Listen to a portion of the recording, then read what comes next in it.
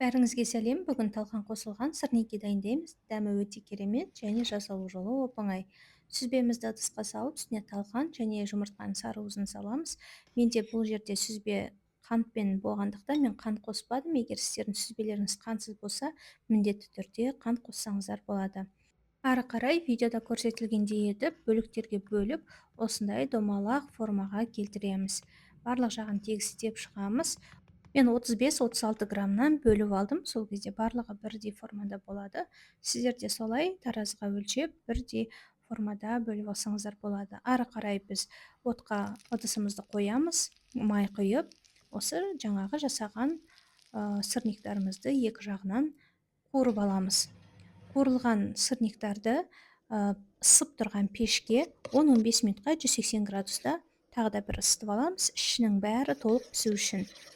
Водяной баняға осылай ыдысты қойып, қойылатылған сүт, яғни сгущенканы саламыз 2 дәу қасық, одан кейін 2 дәу қасық қаймақ салып, араластырып, біркелкі сұйық массада болғанша араластырамыз. Қасына бананмен ұсынсаңыздар өте дәмді болады. Жасап көріңіздер. Келесі видеода кездескен.